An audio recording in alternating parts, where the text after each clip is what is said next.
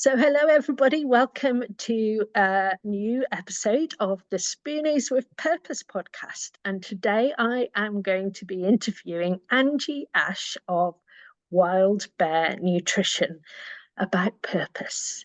So Angie, would you like to tell us a little bit about yourself and what you do before we get started? Thank you. Yes.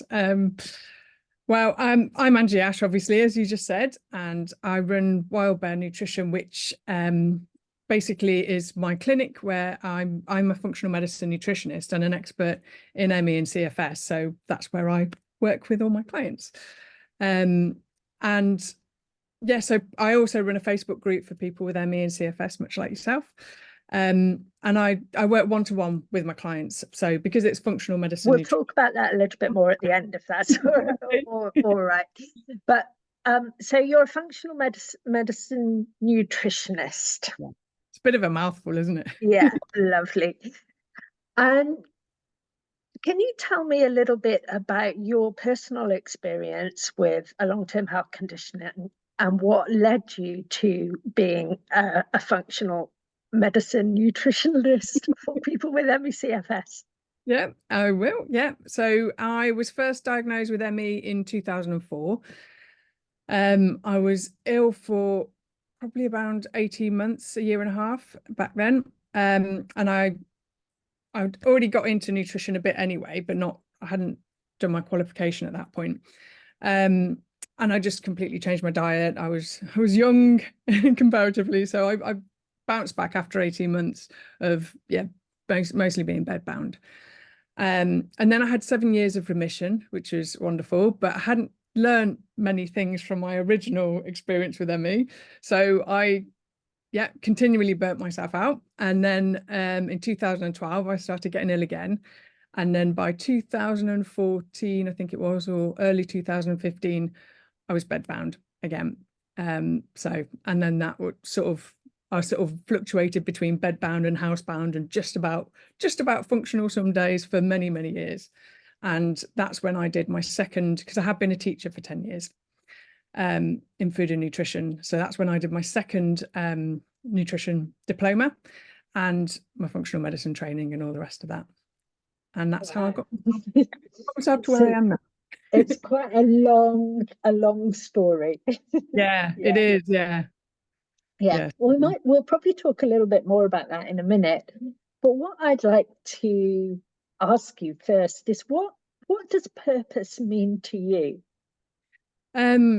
So purpose for me, it's the drive that sort of gets me out of bed and wants me, and gets me wanting to sort of live my life, if that makes sense. Yeah. It's what I feel is really rewarding and what gives me a lot of joy, and that joy aspect is really important for me. So yeah, and for me, it's very much about, it's both improving my health, but also improving the health of others.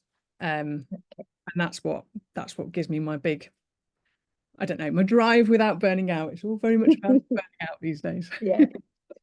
So for you, purpose is a reason to get out of bed. It's like when you have a sense of purpose, that's a really motivating factor. And I love the fact that you picked up on the fact that joy is really important, because I often talk about it in the opposite way round, is that if you're not experiencing joy, you're not serving your purpose.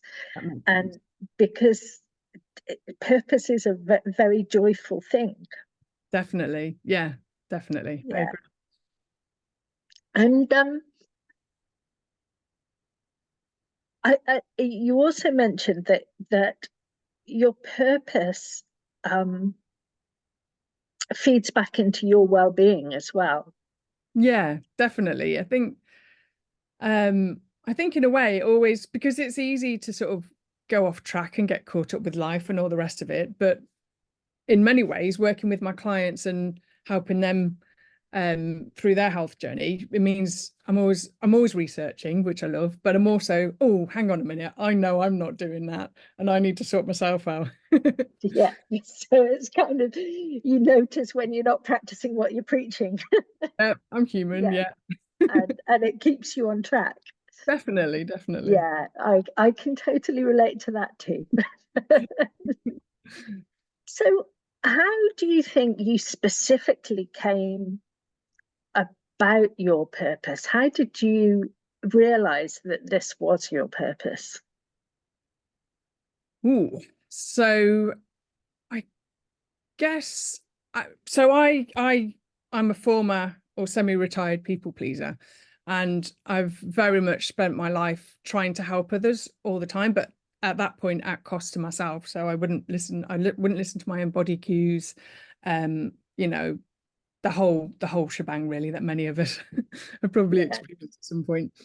So I think for me, having making that change for someone or helping them make that change, or helping people or giving back to the world was very much it was really important for me to do that, but in a way that didn't mean I was people pleasing. That meant I could still prioritize my health.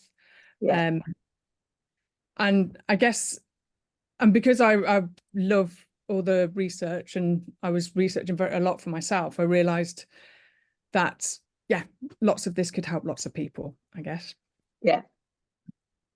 Oh, how lovely. And yeah, it's really nice that the research was something that you love to do. I'm not into research Oh, personally. a bit obsessed with But it. it's lovely how you could see that something that you loved could Yeah. move beyond just how it was benefiting you. And I think I want to give that message to the listeners who aren't necessarily professionals, Yeah. but just recognizing that there's going to be something that you love, that if you share it, you'll be benefiting others as well. So thinking about what is it that you love and how you can share it. Yeah, no, that makes total sense. And I think that love aspect is such a crucial part of your purpose, because if you don't have that love, you're not going to then access the joy, and then you don't have the drive.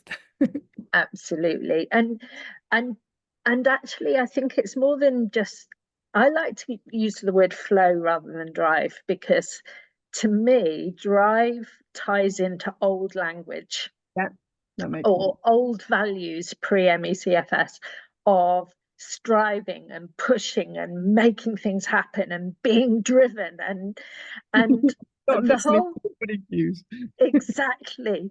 So I do move away from the language of drive and think about it in terms of flow. And for me, purpose is something that flows. And but also when you're in that state of flow, you're not wasting any energy. You're in a very energy efficient state. Yeah. And so I think when you said it's kind of you've got to have the joy in order to have that, and I'm going to use the word flow instead of Yeah, drive. no, you're completely spot it, on with that. it's absolutely right. You need to have that joy in order for it to be a light, easy energy that flows through you and isn't a drain on your resources, but is actually something that's sustainable and and good for you. Yeah. And I personally find it's quite reciprocating. So I find that doing something that gives you that purpose and joy actually, then for me anyway, it seems to have improved my energy. Yeah, yeah, I find the same as well. No matter where my energy levels are, when I have a group session, I absolutely love my group sessions. When I have a group session, at the end of that group session, my energy is in so much better place than it was at the beginning of the session. It's amazing how that can happen, isn't it? It's brilliant. Yeah, I love that.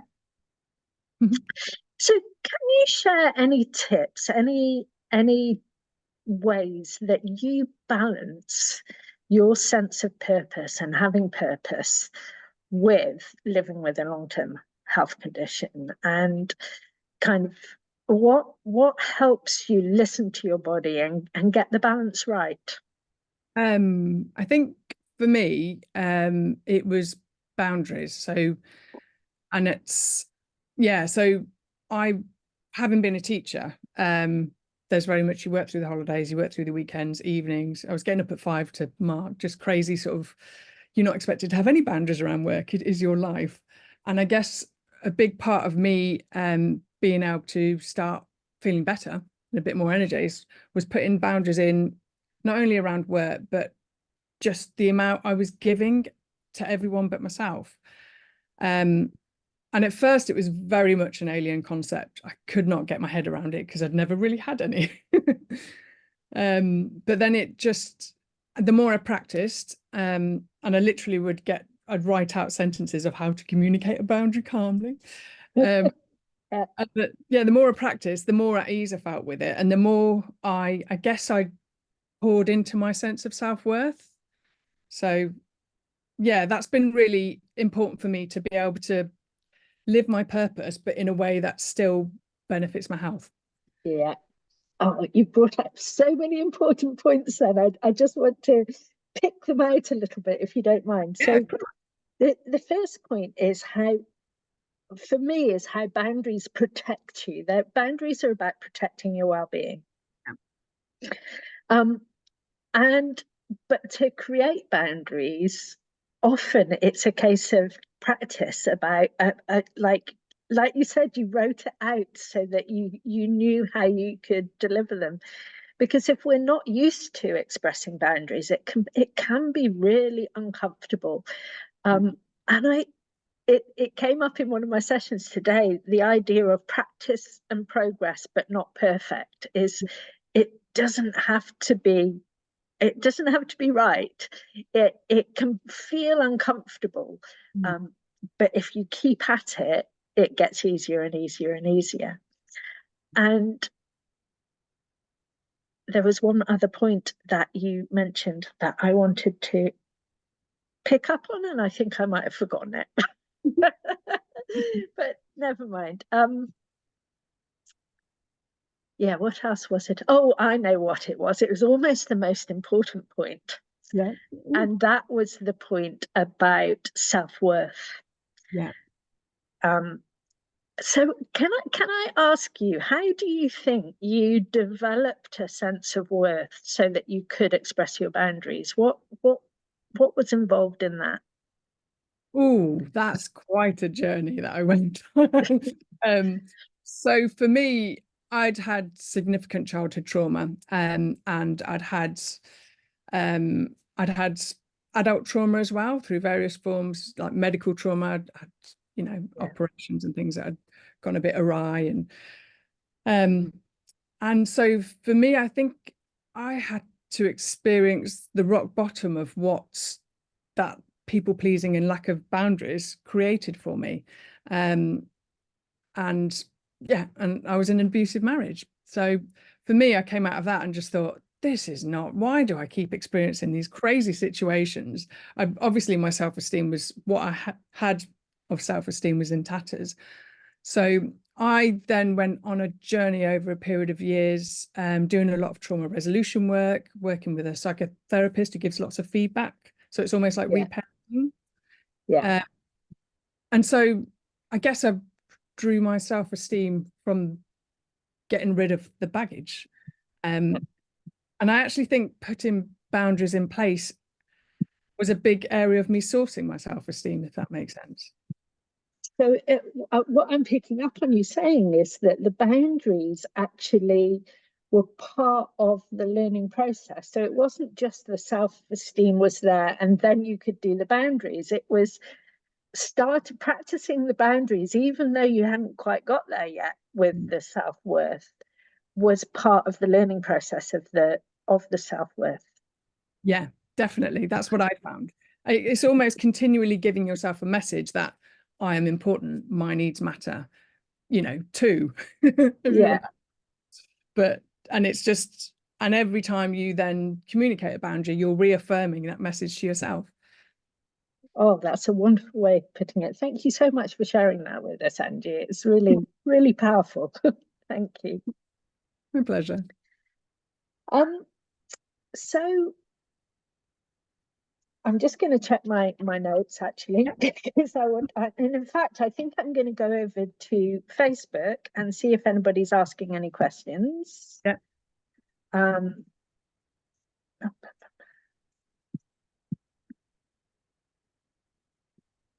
Right. No, I haven't got any questions from Facebook. Problem. I'm in the group, so if people do post Yeah. a question, I'll just keep my eye out. And Oh, fabulous. So yeah, if you're watching this on the recording and you have any questions for Angie, just pop them in the comments and she can share and answer your questions.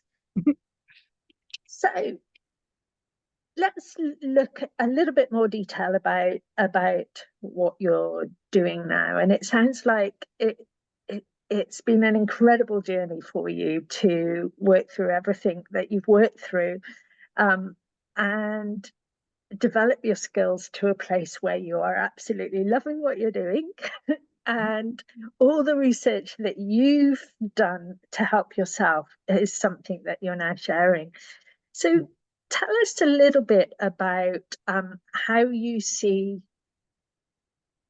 functional medicine nutrition tying in with MECFS improvement and recovery. So functional medicine is very much based around finding the root cause. So obviously, allopathic medicine is very much treat symptom down. You have a pain, take a painkiller. Whereas functional medicine will be, so what's causing the pain? So I like that level of depth that you go to. So, it can require functional testing, a lot of, like I take a full case history, and all of those aspects then really helps me drill down to what the triggers were for that person. And they're different for all of us, as we all would have picked up. And then I use a combination of diet, lifestyle, and nutrition changes to support the root cause. And it varies from, I do cross-refer with a trauma psychotherapist as well, who specializes in chronic health conditions. But I find there's usually a number of factors, multifactorial. Yeah. So there'll often be some sort of chronic staph infection, whether it's gut-based or, bacterial or viral. And then obviously there's lifestyle factors involved. People's circadian rhythms are completely knocked out, and they're really important for our energy levels.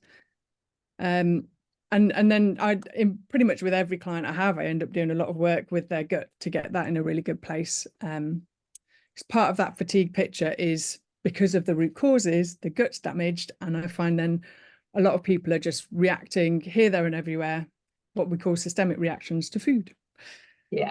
Yeah, I can relate. I have got to the point now that I can start tolerating more foods than I could in the past, but I have had so many food intolerances.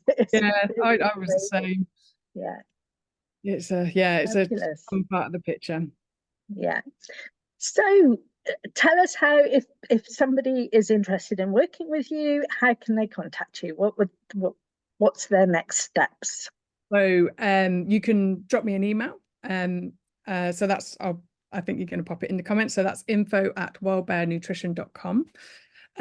You can book a complimentary 30-minute chat where we can talk about how I would work. And that's the point. I always work with my clients in a 12-week program, so they get all of that support that you don't get in allopathic medicine. So support, etc.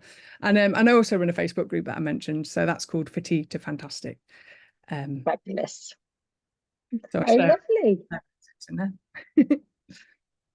So thank you very much for being with us. Thank you for sharing from a really, really powerful place. Thank you, Angie. It's been lovely to talk to you.